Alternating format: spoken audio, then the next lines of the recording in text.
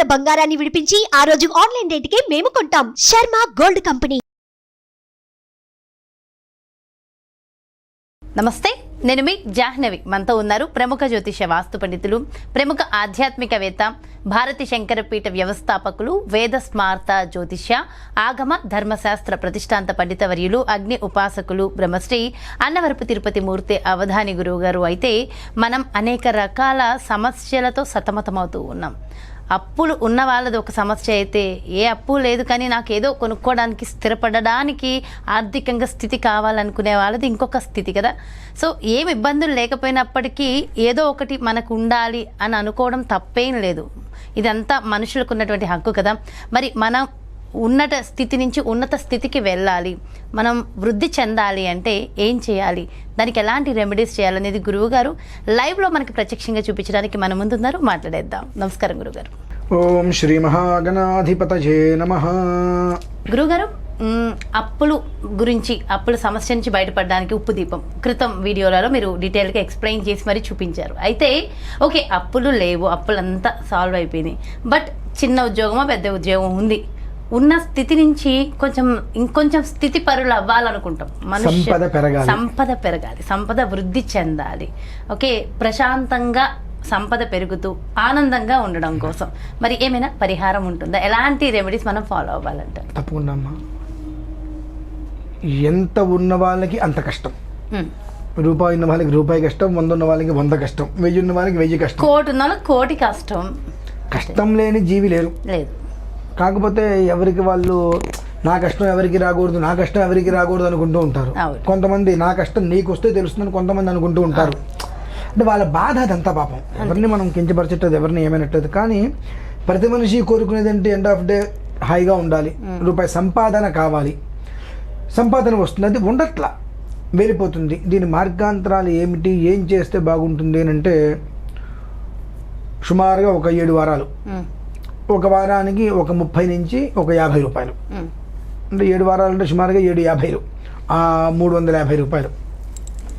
నాది కాదనుకొని ఖర్చు పెట్టుకోగలిగితే చాలమ్మా. 350 రూపాయలు, అది కూడా ఖర్చు పెట్టుకోవడం కష్టం అంటే మనం ఏం చేయలేము. 350 రూపాయలు నాది కాదు అనుకుంటే 3 పూలు 6 కాయలు అంటారు సార్ జీవితం. అలా అవుతుందమ్మా జీవితం మాత్రం. అందులో ఎలాంటి సందేహం లేదు. అందులో ఒక రకంగా చెప్పాలంటే స్వానుభవం నాకే ఉందమ్మా. ఇందులో మీకే ఉంది అంటే మీరు ఆచరించినటువంటి రెమెడీ. ఒక టైంలో నాకు ఏదో ఒక కాల్ వచ్చింది.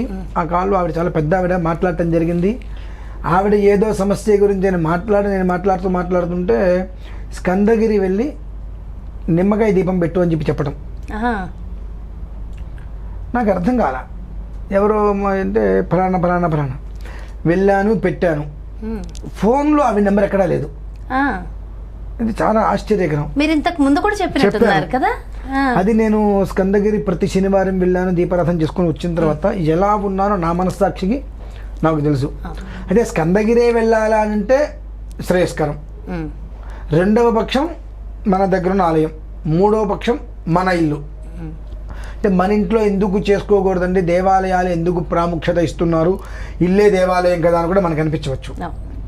కాకపోతే ఈ మధ్యకాలంలో కాస్త స్త్రీలకి నెలసరి ఇబ్బందులు వచ్చినప్పుడు కొన్ని కారణాలు వచ్చే కుటుంబంలోనే ఇంట్లో కలుపుకునేటువంటి పరిస్థితి ఉంది. కాబట్టి కొన్ని ఆరాధనలు చేసినప్పటికీ కూడా ఫలించవు. ఆ ఫలించకపోవడం వల్ల ఏమవుతుంది అంటే నేను చేశాను నాకు ఫలించలేదని కొత్త బాధ వాళ్ళకి మొదలవుతుంది. ఏ పూజ చేయాలన్నా ఇంట్లో దోషం పోవాలంటే ఉదక శాంతి చేయాలి. ప్రతివారం ఉదక శాంతి చేయించుకోండి, అది ఖర్చు అవుతుంది. అసలే మనకు ఆర్థిక స్థితి లేదు, సంపాదన పెరగట్లా. అటువంటిప్పుడు ఇంట్లో చేసేదానికి ప్రధానికి నేను అది చేసుకుంటాను, 50 రూపాయలు ఖర్చు కూడా అంత ఖర్చు పెట్టి ఉదక శాంతి చేసుకుంటే అది కరెక్ట్ అయిన విషయం కాదు. మనకు ఒక 3 నిమ్మకాయలు కావాలమ్మా. అంటే ఇక్కడ నేను 3 నిమ్మకాయలు కొయ్యను. ఎందువల్లనంటే మనకు కొన్ని చోట్ల గబిక్కిన హోల్ పడుతుంది కాబట్టి నేను 1 2 పెట్టి చూపిస్తాను ఇక్కడ. అయితే మనం చేసుకునేటప్పుడు కనీసం ఒక 6 7 నిమ్మకాయల దగ్గర పెట్టుకోవాలి. ఎందుకంటే మనం వీటిని పూర్తిగా పిండేసేసిన తర్వాత వెనక్కి విప్పు తీయాలి. వీటిని మనం ఇలా తీసుకోవాలి పూర్తిగా. ఏమవుతుందంటే ఇప్పుడు ఇలా ఉంటాయి కదండి, ఈ పిండేసినప్పుడు ఇక్కడ ఒక్కొక్కసారి హోల్ పడిపోతాయి. ఇప్పుడు నెయ్యి నూనె పోస్తే కింద పోతూ ఉంటుంది.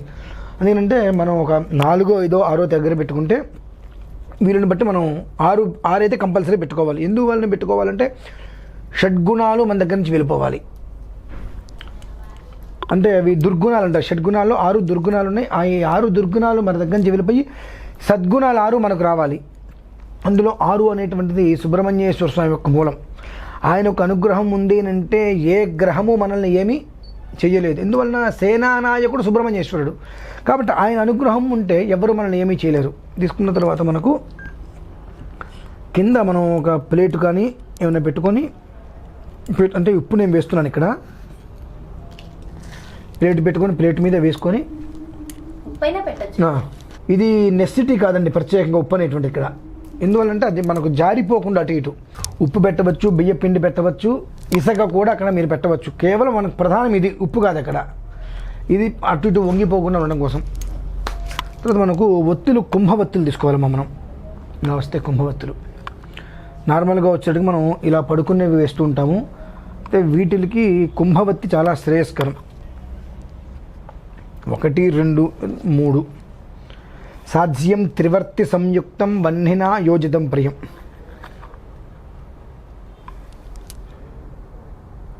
ఇవేంటంటే నిలబడి కాలుతాయి అన్నమాట. నిలబడి ఎందుకు కాలేటువంటి పరిస్థితి ఏమిటంటే మనకు సంపాదించేటువంటి సంపాదన నిలబడాలి ఏదైనప్పటికీ కూడా. కొన్ని అంటే దీపారాధనలో కొన్నింటికి కొన్ని విధానాలు ఉంటాయి. ఏ ఇంట్లో మనం చేసేటువంటిది వేరు, దేవాలయాల్లో చేసేటువంటి విధానం వేరు, నిత్యం నైమిత్తికం 2 ఉంటాయమ్మా. ఇవ్వండి,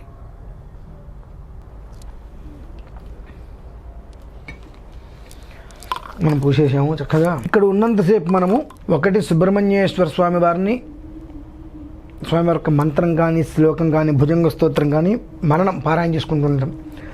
లేదు దుమ్ దుర్గాయై నమః దుర్గే స్మృతా హరసి భీతిమశేష జంతో స్వస్థై స్మృతా మతిమతీవ శుభాం దదాసి దారిద్ర్య దుఃఖ భయహారిణి కాత్వదన్య సర్వోపకారకరణాయ దయార్ద్రచిత్త అనుకుంటూ అమ్మవారు స్మరించుకుంటూ చక్కగా ఇలా పోసేసుకోండి. వీరికి ఇచ్చేసేయండి. సాధ్యం త్రివర్త సంయుక్తం వన్నినా యోజితం ప్రియం గృహాన మంగళం దేవం త్రైలోక్యతిమిరాపహ భక్త్యా దీపం ప్రయచ్ఛామి దేవాయ పరమాత్మనే త్రాహి మాం నరకాత్ ఘోరాతు దివ్య జ్యోతిర్నమోస్తుతే జ్యోతిష్మతి దేవతాయే నమో నమః.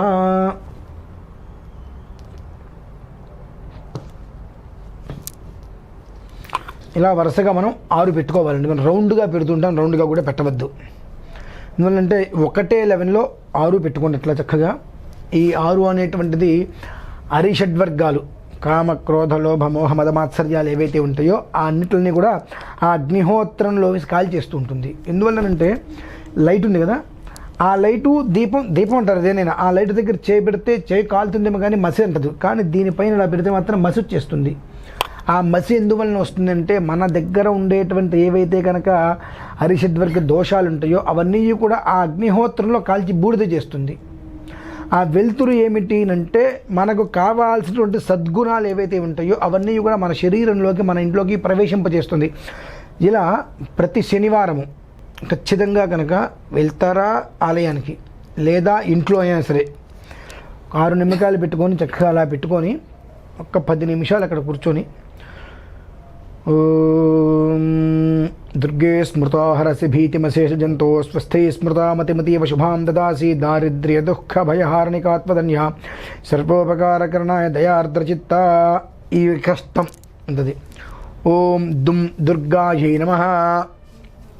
లేదు ఇంకా చక్కగా పెద్ద హడావిడి లేనటువంటిది. శరణాగత దీనార్థ పరిత్రాణపరాయణే సర్వస్యార్తి హరే దేవి నారాయణి నమోస్తుతే అనేటువంటిది కనీసంగా ఒక 10 నుంచి 12 నిమిషాలు మనం కూర్చొని చక్కగా చేసేసుకొని, ఈ 12 నిమిషాలలో కాస్త అవసరమైతే జ్యోతిలో కొంచెం నూనె పోసుకుంటూ ఉన్న తర్వాత 12 నిమిషాల తర్వాత కాస్త నివేదన, అది బెల్లం ముక్క పెట్టుకోండి, పంచదార పెట్టుకోండి, ఏదైనా బెల్లం ముక్క పెట్టి అది ప్రసాదంగా తీసుకోవాలి. ఇంత పూర్వం ఒక వీడియో చెప్పుకున్నాం, కార్తవీర్యార్జున దీపంలో ప్రసాదం మనం తినకూడదు అని. అది విధానం. ఇక్కడ ప్రసాదం మనం భుజించి అలానే వదిలేసి అది కొండకేసేసిన తర్వాత మనం చెట్లో వేసుకోవచ్చు, లేదంటే మట్టిలో కలిపచ్చు. ఈ కాలువలో వాటిల్లో కాకుండా ఎక్కడైనా వదిలేసుకోవడం అనేటువంటిది చాలా శ్రేయస్కరం.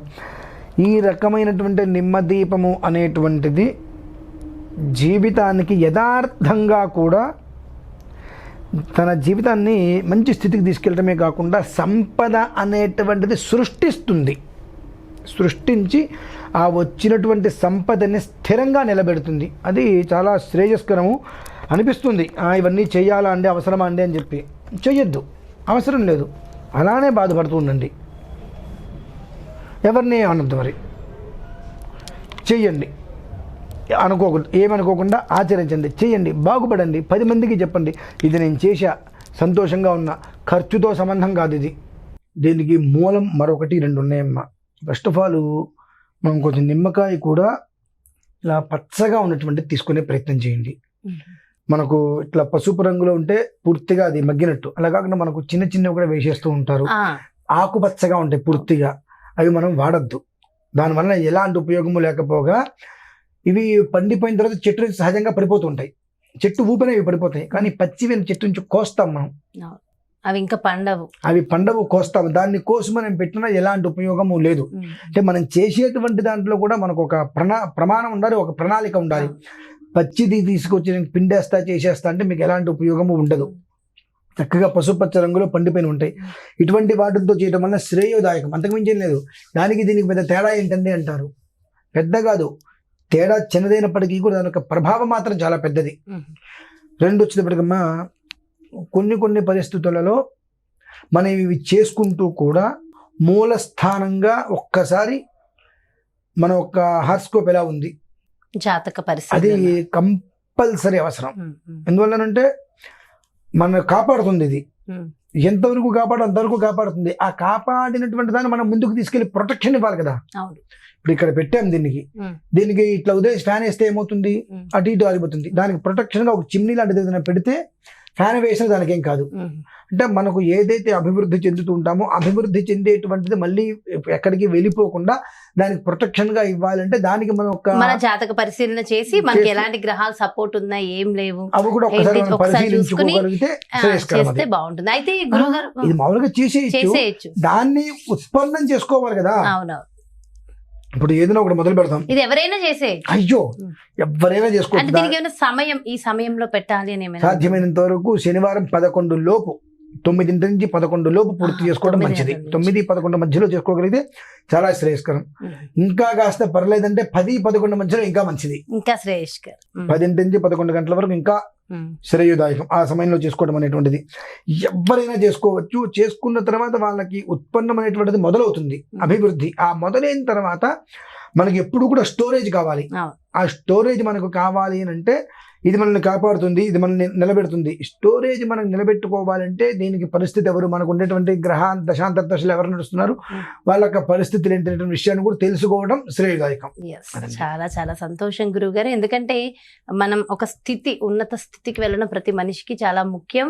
అండ్ దానికోసం ఎంతో చక్కటి రెమెడీ అండ్ మీరు కూడా పాటించాను అని చెప్పి పాటించాను. ఇంకా చాలా పాటించడం చాలా ఆశ్చర్యకరం. ఆవిడెవరో పెద్ద ఆవిడ ఏదో విషయమై కాల్ చేసి మాట్లాడి ఈ విషయాలని నాకు చెప్పడం, నాకు ఆవిడ ముఖం స్వప్నంలో ఇంత పెద్ద ముఖం వస్తున్న, ఇంత పెద్ద బొట్టు పెట్టినట్టుగా ఉండటం, నేను వెళ్ళి వచ్చేసి అంతా చేసిన ఫోన్ నెంబర్స్ చూస్తే అసలు అందులో ఎక్కడ కనిపించకపోవడం, అది నాకు ఇంత పూర్వం కూడా మనం చెప్పుకున్నాం. చాలా ఆశ్చర్యకరమైన విషయం ఏంటంటే ఒక యోగం మనకు పట్టబోతుంది అన్నప్పుడు ఏదో ఒక రూపంలో భగవంతుడు మనకు తెలియజేస్తాడు.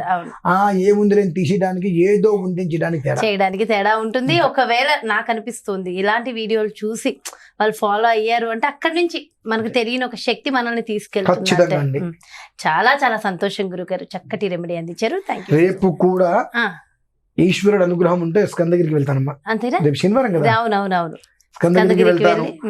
ఒకవేళ స్కందగిరికి వెళ్ళలేకపోతే నా దేవాలయానికి వెళ్ళి చేస్తాను నేను. అంతే, అది కూడా నేను ఒకసారి లైవ్ పెట్టే ప్రయత్నం చేస్తాను. అలాగే గురుగారు, థ్యాంక్ యూ సో మచ్. నమస్కారం. చూసారు కదండి, మరి ఉన్న స్థితి నుంచి ఉన్నత స్థితికి వెళ్ళడానికి మనం ఆర్థికంగా ఇబ్బందులు తొలగినాయి, ఇంకా ఆర్థికంగా వృద్ధి చెందడానికి మరి మనం చేయవలసిన రెమెడీని ప్రత్యక్షంగా గురువు గారు లైవ్ లో చేసి మరి చూపించారు కదా. సో డెఫినెట్ గా ఫాలో అవుదాం.